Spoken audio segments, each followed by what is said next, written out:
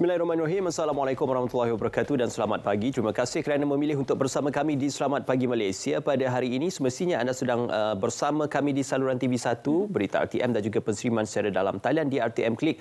Pagi ini anda bersama saya Ismail Adnan dan saya Syafiqah Ishak, pastinya di saluran Berita RTM My Preview 123. TV1 juga anda boleh saksikan kami melalui aplikasi RTM Klik. Hari ini kami bersiaran secara langsung dari studio N1 Wisma Berita Angkasa Puri Kota Media.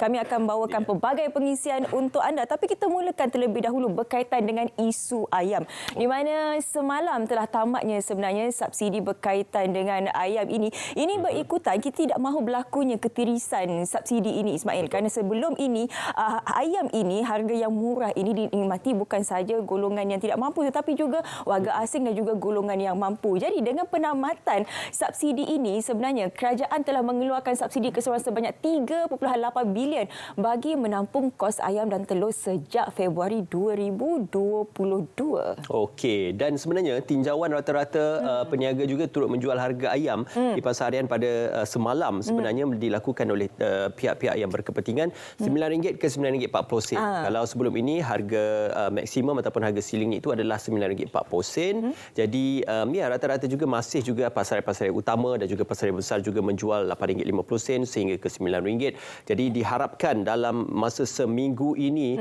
para peniaga ataupun para pembekal akan memastikan harga ayam itu berada pada kadar yang kompetitif dan juga ditawarkan pada harga yang berpatutan kepada pengguna, khususnya selepas subsidi ayam ditamatkan selepas diumumkan oleh Kementerian Pertanian dan Keterjaminan Makanan. Ya, betul. Ini kerana susulan stok dan pelanggan ayam sebenarnya masih mencukupi ketika ini dan berdasarkan jaminan pihak industri yang mampu untuk menjual pada harga yang lebih rendah berikutan kos pengeluaran semakin stabil. Jadi seperti mana Ismail katakan tadi, diharapkan kepada para pengusaha dan juga peniaga di luar sana tidak menaikkan harga sewenang-wenangnya, dan sekiranya terdapat peningkatan harga ayam, nasihat yang kita ingin berikan kepada pengguna di luar sana ialah untuk perlu bijak membuat perbandingan harga menggunakan aplikasi mudah alih Price Catcher yang dibangunkan oleh KPDN. Jadi ini kita boleh memilihlah lokasi dan juga melihat bagaimana sebenarnya harga-harga ayam di setiap lokasi tersebut. Okey, Price Catcher ini amat membantu untuk anda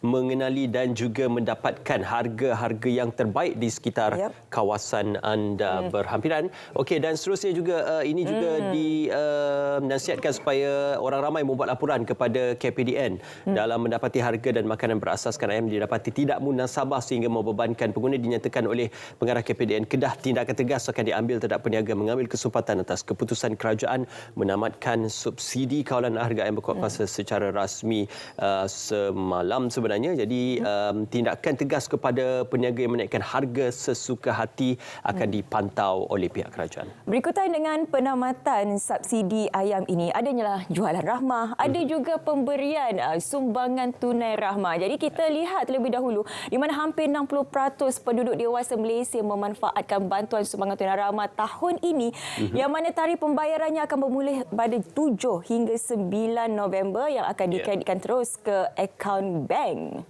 Okey, dan 7 hingga 9 November akan dikreditkan nilai pembayaran fasa 4 5.22 juta penerima sedia ada dan 280,000 penerima rayuan. Okey, itu untuk sumbangan tunai rahmah. Anda boleh menyemak kelayakan anda untuk STR tersebut. Dan seterusnya adalah lawatan Perdana Menteri Belanda ke Malaysia yang telah pun melunaskan dan juga menyempurnakan lawatan beliau dan juga bertemu dengan Yang Amat Berhormat Perdana Menteri, dan selepas itu beliau juga berlepas ke Vietnam meneruskan lawatan kerja selepas selesai lawatan kerja di Malaysia selama 2 hari. Ya, perbincangan bersama Yang Amat Berhormat Perdana Menteri bagi memperkukuhkan lagi kemajuan hubungan Malaysia-Belanda, terutama kerjasama di dalam bidang perdagangan, pelaburan, pertanian, agri-komoditi dan juga mengenai isu Islamofobia serta meneroka bidang-bidang kerjasama terbaharu. Jadi bercakap mengenai Islamofobia ini, Belanda sebenarnya menghormati pendirian Malaysia terhadap isu Palestin ini,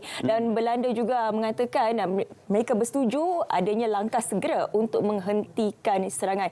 Perdana Menteri berkata demikian ketika mengadakan pertemuan semalam, dan juga Perdana Menteri mengambil kesempatan untuk menerangkan kepada Ruth tentang erti keperluan mengadakan persefahaman tanpa timbul sikap prasangka, kebencian kebencian terhadap kaum lain, warna kulit mahupun Islamofobia.